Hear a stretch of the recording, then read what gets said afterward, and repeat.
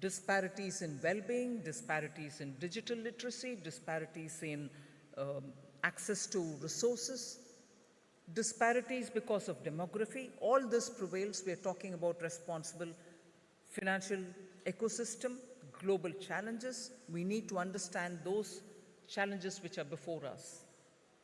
Also, we equally should talk about the threats to a responsible financial global ecosystem.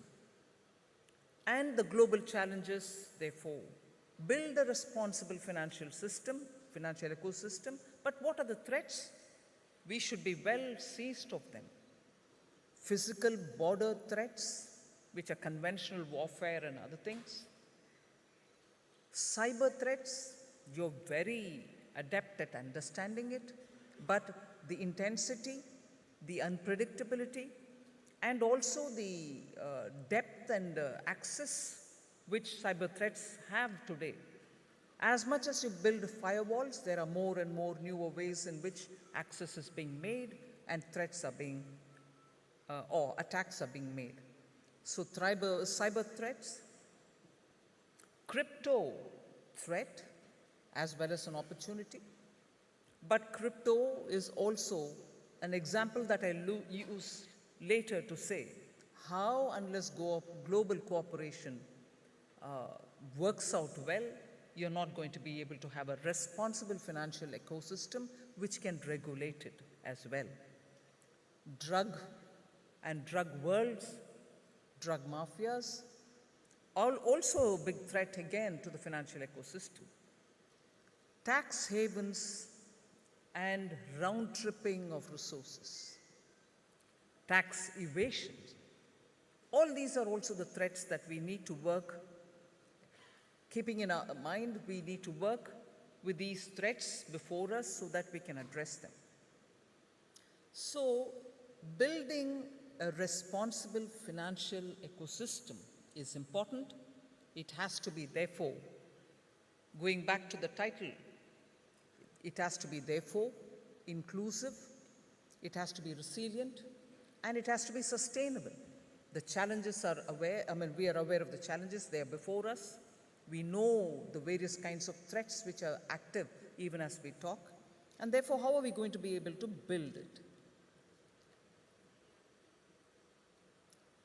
I did begin by saying, unless we use technology, and unless we use technology as a tool to make sure that each one of these areas are addressed, ensuring financial ecosystem which is going to be, like we have tried in India, financially inclusive citizens cannot be brought about.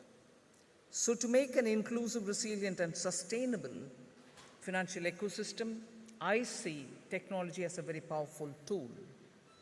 But for the tool to be effective, the key to the world and for a responsible financial ecosystem, global cooperation is absolutely critical. And therefore today, having a gathering from over 100 countries actually, in a way, immediately addresses that need of global cooperation. When we have the stakeholders from so many of these countries being here, we are certainly already making the first step towards global cooperation. In this context, I just want to place before you India's achievement, briefly that is, in making sure financial ecosystem in India is inclusive. In a span of about 4 years, the number of demat accounts has increased by 2.5 times, from 4.1 crore in 2019-20 to 10 crores in 22-23. A record number of mutual funds, SIPs, are being registered, which again helps in generating long-term wealth. And with a monthly flow in the mutual fund industry through the route, reaching all-time high of 15,245 crores in July 2023. Assets under management of the Indian mutual fund industry has increased tremendously in the last decade.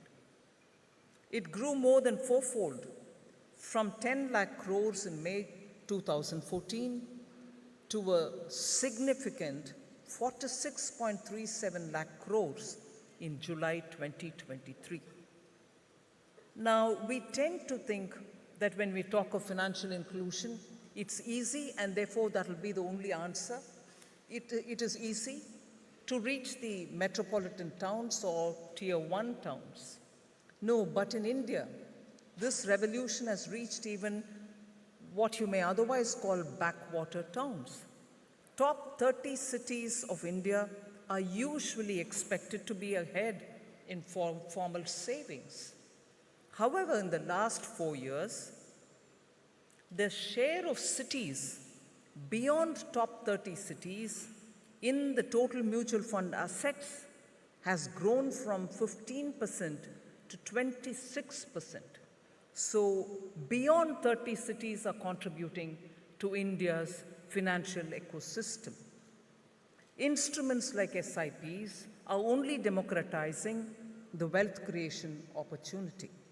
So in this context, therefore, I'd like to say the efforts of the government with public money in creating UPI or UPI democratized payments through having even private players on board, and now open network for digital commerce, or the ONDC, is poised to do that very much for e-commerce as well. So interestingly, fintechs are driving more inclusion and creating their niche. So when we are talking about financial ecosystem, there was a time when the conventional financial activities were the ones which were the backbone. But today, even as I address you, fintech has become a more robust and dynamic financial inclusion tool. I'll just give you a few examples to highlight where I'm coming from. This is sourced from a Matrix BCG report, which came out in 2022. I'm sure the data can be far more updated now. In lending, which is one of the core business of the banks, fintechs have 36% share of new to credit customers versus 22% share in brick and mortar banks. You can just see the difference between conventional banking and fintech-driven banking, or fintechs themselves reaching out far more even in lending, an area which is a very conventional, regular brick and mortar bank function. In payments, fintechs have 93% share of UPI transaction value, whereas as opposed to 7% share in banks. That's the kind of difference I'm highlighting.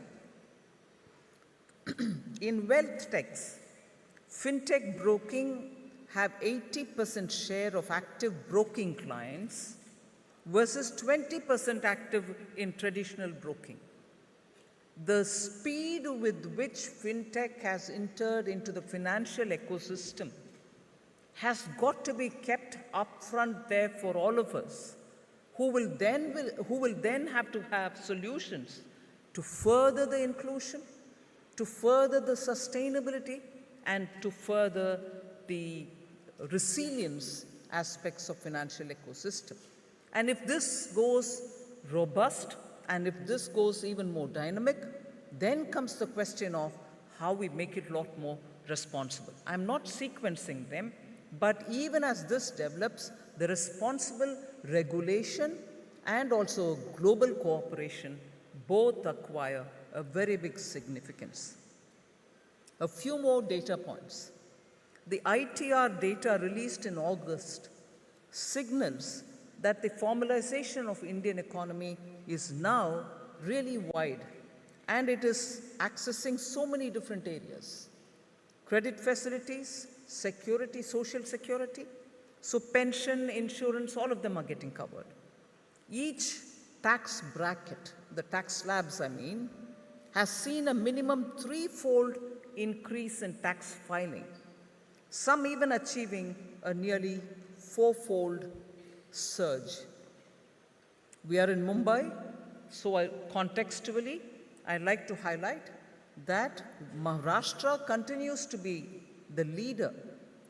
Other states are moving up with respect to ITR filings. In places like Northeast, Chhattisgarh, Jammu and Kashmir, the new ITR filings have gone up to 2 digits, grown by double-digit growth. This augurs, of course, very well for the financial ecosystem. And as per SBI research, this is very useful to see where we are going towards. As per an SBI research, per capita income is expected to increase by 7.5 times from 2 lakh rupees, which is what it is in this year, financial year just concluded, financial year 2023, to 14.9 lakh crores by 2047. So our workforce equally is expected to increase by 19.5 crores to 72.5 crores in the financial year 2047. It is only 53 crores in 22-23. So if workforce share in population will increase also from 37.9 in 2023 to 45% in 2047. So looking at that, the taxable workforce calculations is also being calculated. Taxable workforce eligible to pay taxes will also rise to 85.3% from the current 22.4%. There would be approximately 48.2 crore IT filers in 2047 as opposed to 7 crore only in 22-23. So there's more work to do for all of us. I just want to highlight that these are the space before us when we're talking about work for inclusivity. So unless this dimension is kept before us, thinking of inclusivity, which will be the feature of the global financial ecosystem, will be lost on us. Resilience and sustainable financial ecosystem. Just a few thoughts. Innovation, which is what is the backbone of this fintech sector. Innovation should be at the forefront as it is now, but even much more for the future. Sustainability should be integral to that. Green fintech solutions can contribute to environmentally responsible finance, aligning with the ESG principles. This would mean promoting investments in sustainable projects, reducing carbon footprints, and actively supporting eco-friendly initiatives. We should strive to bring in sustainability from a concept to actual action, from ideation to actually execution. Even today, when we sit around in very many bilateral conferences, I find a lot of ideas being thrown around about sustainability, very workable ideas. But workable ideas should get to work. So that is why I'm saying from concept we should move to action. From ideation, it is time to execute. Indian startups have the ability to drive this real innovation and sustainability and ensure that it does not remain just a buzzword. Demonstrating resilience is also one of the very important things. Macroeconomic uncertainties will make us push towards adaptive technologies which we need, and also strive to cultivate those innovative solutions that cater to the evolving demands. So the aim should be establish a financial system that can withstand future uncertainties, be it pandemic, God forbid, or be it natural, or be it anything else. So we should build financial system that can withstand future uncertainties and, more importantly, swiftly rebound by transforming challenges into opportunities. Security, of course, remains a very big concern. We need to have greater digitization, there's no doubt about it.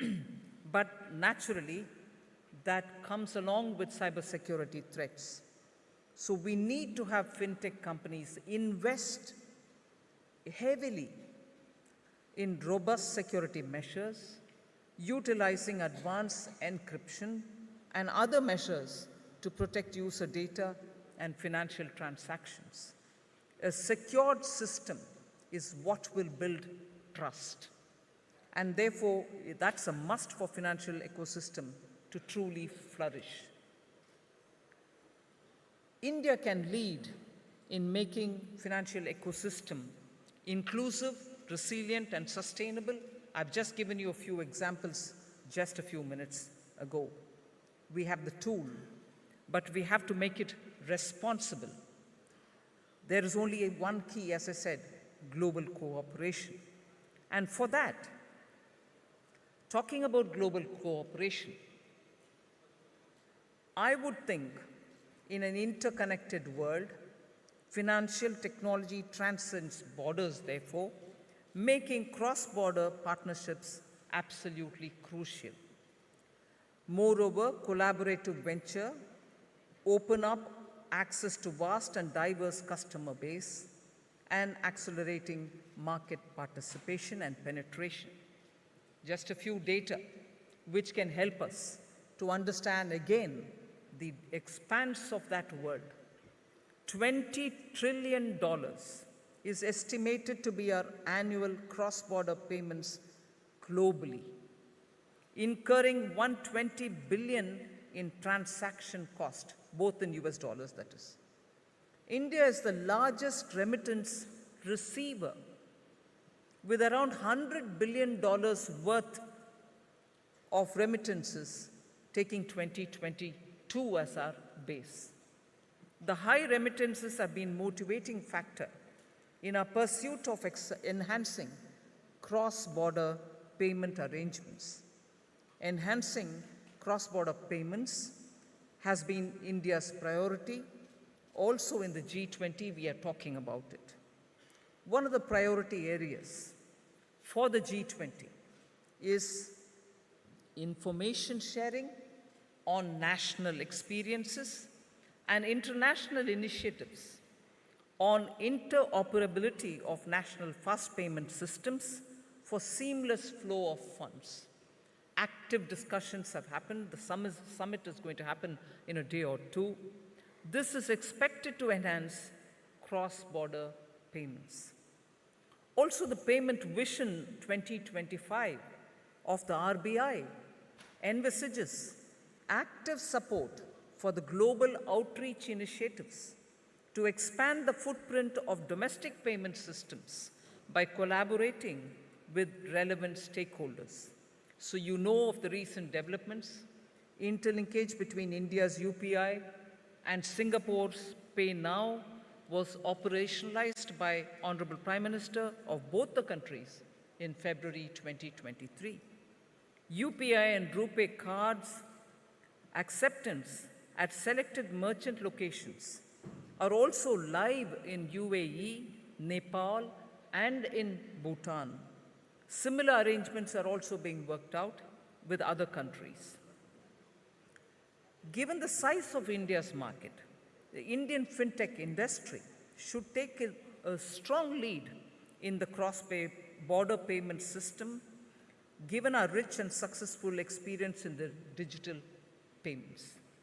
But because we are talking of global collaboration, I'd like to take you back to the G20 presidency, the Indian presidency, where we have sought for global cooperation. unless there is global collaboration, the areas that I'm going to talk about will have continuing challenges. So India's presidency has put on table in the G20 issues related to regulating or understanding that there should be a framework for handling issues related to crypto assets. Active discussions are happening. Content-rich papers from institutions like IMF, FSB, OECD are all being discussed on various issues, and on crypto, IMF and FSB have also given their synthesis paper. Similarly, global financial ecosystem and responsible financial ecosystem cannot happen, again, without global collaboration. Multilateral development banks and their reforms are also being discussed, and high-level expert group's recommendations are being discussed in the G20 under India's presidency. Similarly, global debt distress. Countries are in deep distress, not just less developed countries, but middle-income countries as well. That affects the global financial architecture as well. Even discussions on debt distress under Indian presidency are happening in the G20, seeking global collaboration. And finally, on tax evasion and tax-related matters, particularly when technology-driven companies are not brooking any physical borders, profits are being made, money is being made from one territory, but they are registered elsewhere. So how does taxation work? Does the country from where the revenues are generated benefit from it?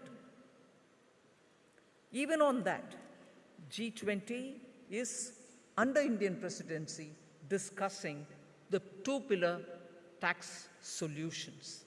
So there are quite a lot of activity which Government of India, using this opportunity of India's presidency of the G20, is talking about global cooperation and global collaboration for having a responsible financial ecosystem which will be doing justice for inclusion and for resilience and sustainability.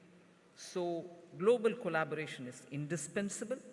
So India is making efforts which I've already given you a sample of.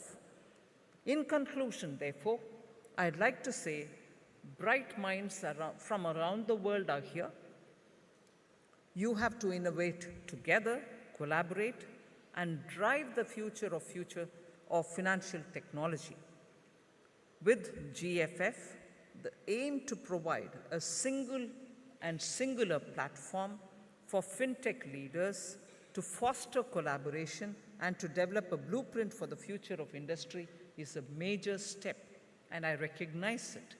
We are also happy to note that the previous edition of the GFF was successful in creating stimulus environment for collaboration at global tech for the fintech industry.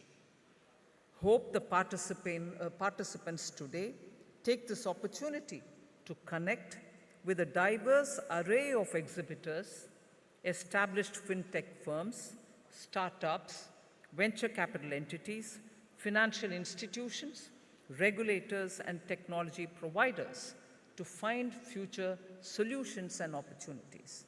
Furthermore, topical sessions from distinguished delegates from around the world will actually create valuable opportunities for information exchange. So finally, I would like to urge the global investors and innovators to embrace India's resilient economy and its thriving fintech ecosystem.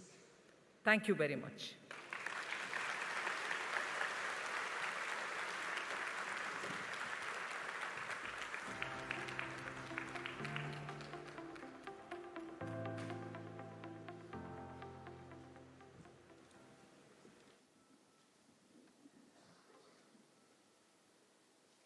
The Finance Minister has agreed to take 2-3 brief questions from the audience. So please stand up. Somebody will bring a microphone to you. Please identify yourself and be brief in your question. Okay, can somebody bring a microphone?